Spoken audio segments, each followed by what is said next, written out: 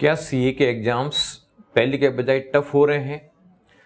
तो ऐसे 10 चेंजेस जो आईसीएआई ने लेटेस्ट किए हैं वो मैं आप लोगों से डिस्कस करने वाला हूं और ये आपकी प्रिपरेशन और एग्ज़ाम में काफ़ी हेल्प करेंगे। तो आप इस वीडियो को पूरा देखें, साथ ही अपने दोस्तों को शेयर करें और बीएसआई का यूट्यूब चैनल सब्सक्राइब करके बेल आइकन को दबा के रखें, जिससे कि इम्पोर्टेंट स्ट्रेटजीज आप लोगों के साथ में शेयर हो सकें।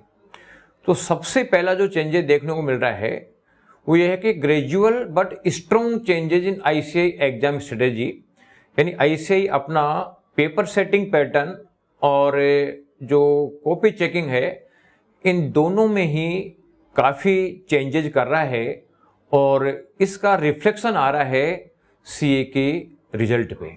आप देख रहे हो पिछले टाइम में रिजल्ट जो है काफ़ी डाउन रह रहा है, सीए फाउंडेशन का रिजल्ट भी डाउन हो रहा है और इंटर और फाइनल का रिजल्ट भी डाउन रह रहा है, क्योंकि पेपर सेटिंग और कॉपी चेकिंग में आईसीएआई ने काफ़ी चेंजेस करे हैं जिनके लिए आपको अवेयर रहने की रिक्वायरमेंट है। दूसरा इसमें जो चेंजेज है वो एमसीक्यू पेपर्स आप घर ले जा सकते हो, यानी पहले आईसीएआई एमसीक्यू पेपर्स आपको प्रोवाइड नहीं करती थी। आप सोचते रह जाते थे कि एमसीक्यू में क्या था, यानी आप चेकिंग नहीं कर पाते थे। लेकिन आज आप एमसीक्यू पेपर घर ले जा सकते हैं। इसका अलावा आईसीएआई को भी कॉन्फिडेंस है कि हमारा पेपर एक्यूरेट है, आंसर की एक्यूरेट है, तो अब उसमें कोई गुंजाइश नहीं है। लेकिन इसमें एक प्रॉब्लम ही आती है कि बच्चे जब घर जाते हैं, घर जाने के बाद में बहुत सारी वीडियो अवेलेबल हो जाते हैं या आंसर की अवेलेबल हो जाती है, तो बच्चा उसमें चेक करता है, काफ़ी टाइम वो वेस्ट कर देता है और एग्जाम का कंसंट्रेशन उसका ब्रेक होता है। तो एक इस चीज़ से प्रॉब्लम आती है एमसीक्यू घर ले जाने से। तो आप लोगों को चाहिए कि एमसीक्यू चेक नहीं करें और एग्जाम जब कंप्लीट हो जाए उस समय आप एमसीक्यू चेक करने का प्लान करें।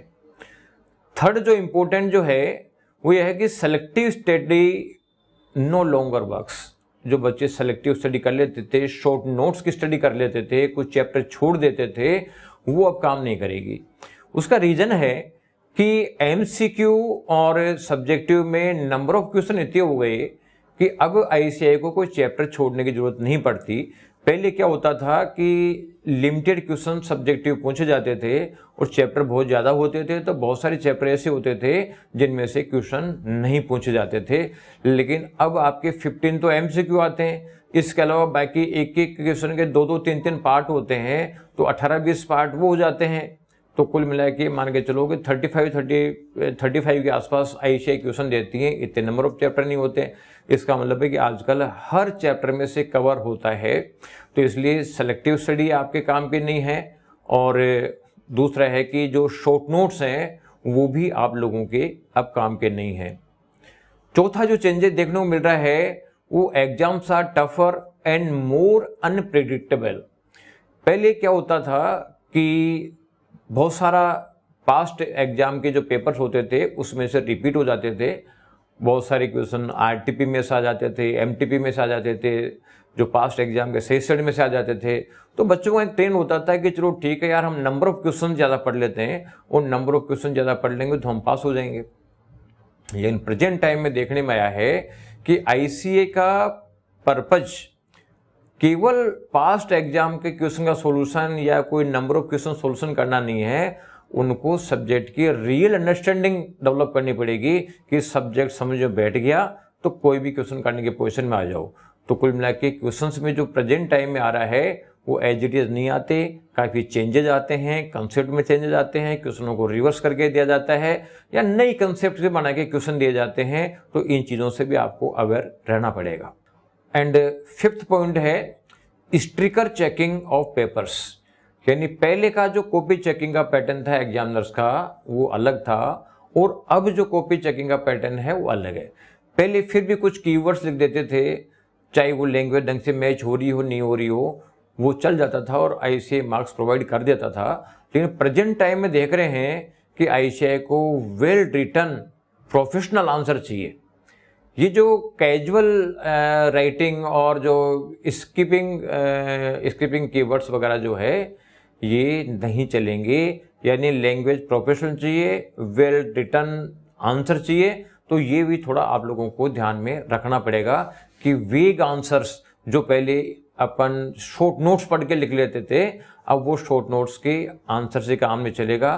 टू द पॉइंट चाहिए, वेल रिटन चाहिए, और दूसरा आपका प्रोफेशनल आंसर चाहिए। छठे नंबर पे आता है कि पासिंग रेट्स काफ़ी लो हो रही है। सीए फाउंडेशन का रिजल्ट जो पहले 35 से 40% जा रहा था, अब आप ये मान लीजिए 15 से 20% के आसपास जा रहा है। इंटर और फाइनल का रिजल्ट लगभग वहीं अटका हुआ है।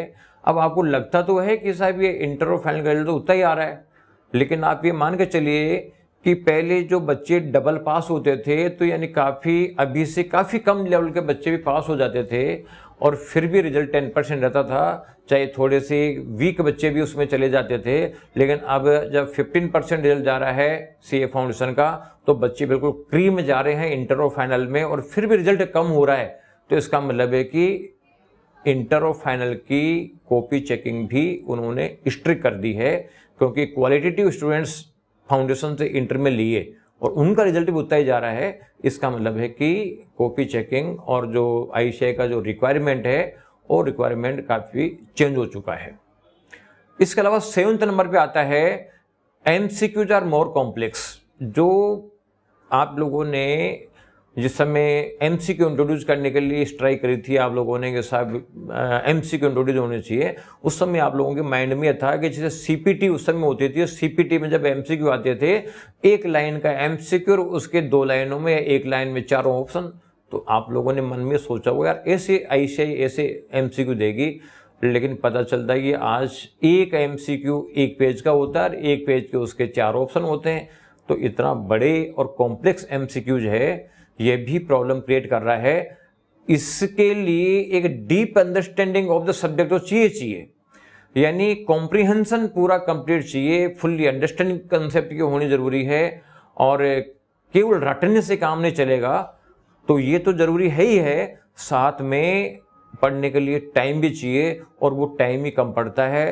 तो ये एमसीक्यू भी एक प्रॉब्लमेटिक होते जा रहे हैं, या तो काफ़ी लेंथी आते हैं जिससे कि टाइमिंग कंज्यूमिंग की वजह से बच्चे पूरे नहीं कर पाते, या फिर जो है कॉम्प्लेक्स होते हैं, इन डेप्थ बिल्कुल छोटी छोटी चीज़ें पूछी जाती है जो बच्चा नॉर्मली इग्नोर करता है।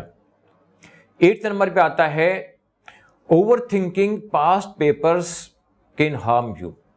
पास्ट पेपर देके आ गए, कोई पेपर टफ लगा, अब टफ लगा तो आप ये डरते रह जाते हैं कि यार मेरा तो पास्ट पेपर खराब हो गया, अब क्या करूँगा, और वो बच्चों का कॉन्फिडेंस लूज कर देते हैं। स्पेशली शुरू में पेपर ऐसे आ जाते हैं, तो उसकी वजह से बहुत सारे बच्चे तो आगे के पेपर ही नहीं देते, और देते हैं तो डर डर के देते हैं, और इस डर के मारे उनका जो स्टेमिना या कंसंट्रेशन रहना चाहिए था, वो उतना कंसंट्रेशन नहीं रह पाता।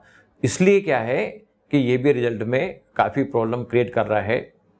इसके अलावा mentorship and mock test are very helpful present time में। जो 10th लेवल पे 9th लेवल का जो पॉइंट बता रहा हूँ मैं, कि मेंटरशिप एंड मॉक टेस्ट जो है इसमें काफ़ी कुछ आप लोगों को हेल्प कर सकता है, क्योंकि मॉक टेस्ट होता है तो उसमें शेड्यूल स्टडी हो जाती है, आपका राइटिंग स्किल पता चल जाता है कि कितने टाइम में आपकी स्पीड क्या है, और साथ में क्या लिखना है क्या नहीं लिखना इस चीज़ का पता भी चल जाता है। और मेंटरशिप 1-to-1 गाइडेंस भी प्रोवाइड कर सकते हैं भी, हर पर्सन की क्या रिक्वायरमेंट है उसको 1-to-1 गाइडेंस के थ्रू इस चीज़ को दूर किया जा सकता है।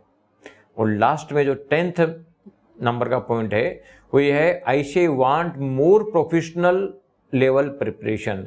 यानी आईसीएआई की रिक्वायरमेंट ये नहीं कि चलो यार ठीक है आप वेग आंसर लिख दिया या ऊपर ऊपर से आंसर लिख दिया।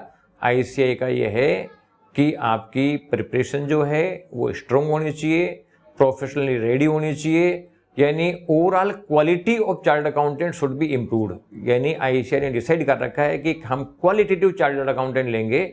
इसका मतलब है कि जो प्रोफेशनल नॉलेज रखते हो, प्रोफेशनल राइटिंग स्किल रखते हो, इस तरीके के उनको चाहिए। इसके लिए आप लोगों को study in with discipline, in depth and साथ में प्रोफेशनलिज्म को ध्यान में रखते हुए करना पड़ेगा, जब जाके आप लोगों के अब रिजल्ट मेंटेन होंगे। Thank you.